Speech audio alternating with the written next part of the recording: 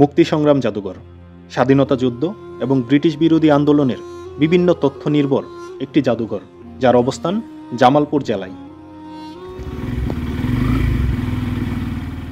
প্রিয় বন্ধুরা, আসসালামু আলাইকুম। আশা করছি সকলে অনেক অনেক ভালো আছেন। আজকে সকাল সকাল বের হয়ে গেলাম নতুন একটি জায়গার উদ্দেশ্যে। আর আমার আজকের গন্তব্য মুক্তি সংগ্রাম জাদুঘর, যার অবস্থান জামালপুর জেলার মেলান্দহ উপজেলার ঝাউগড়া ইউনিয়নের কাপাসাটিয়া গ্রামে। চলতে চলতে উপভোগ করতে থাকি এমন গ্রামীণ কিছু দৃশ্য। এই দৃশ্যগুলো নিশ্চয়ই আপনাদের অনেক অনেক বেশি ভালো লাগবে।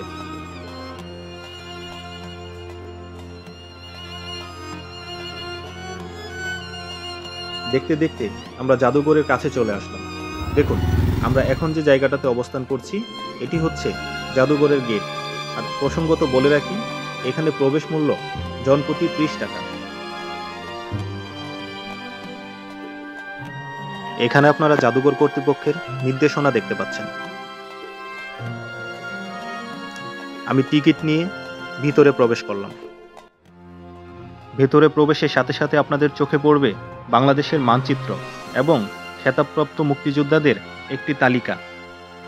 দেয়ালে আপনারা যে ছবিগুলো দেখতে পাচ্ছেন, এগুলো হলো মুক্তিযুদ্ধের সময় এবং ব্রিটিশ বিরোধী আন্দোলনের সময় বিভিন্ন ইতিহাস সম্বলিত ছবি।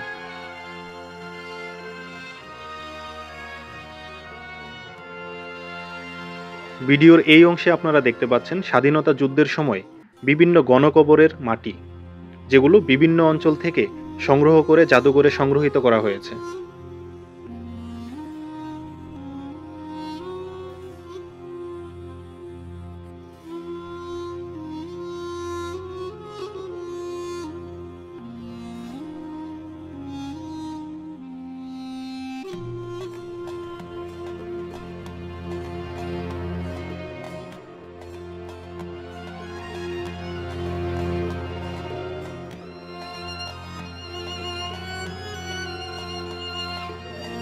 এখানে আপনারা দেখতে পাচ্ছেন ব্রিটিশ বিরোধী আন্দোলনের নেত্রী রাজিয়া খাতুনের ব্যবহৃত বিভিন্ন সামগ্রী।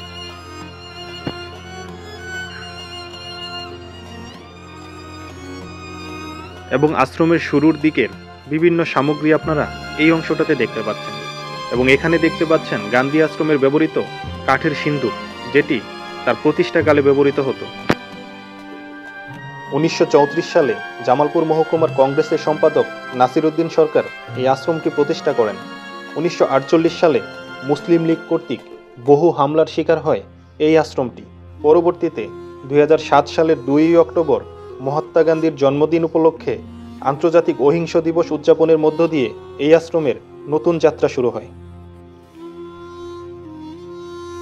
ব্রিটিশ বিরোধী আন্দোলনের বিভিন্ন সময়ে যারা দেশের জন্য জীবন দিয়েছেন, যারা ফাঁসির কাস্টে ঝুলেছেন, সেই মানুষগুলোর লিস্ট আপনারা এখানে দেখতে পাচ্ছেন।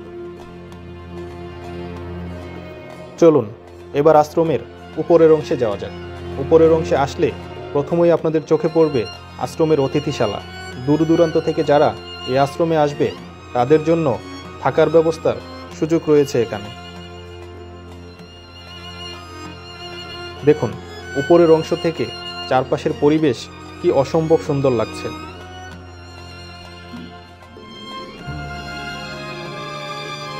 এবার আপনারা যেটি দেখতে পাচ্ছেন এটি হচ্ছে গ্রাম বাংলার ব্যবহৃত বিভিন্ন সামগ্রী, যেগুলো বহু প্রাচীনকাল থেকে এদেশের মানুষ ব্যবহার করে আসছে।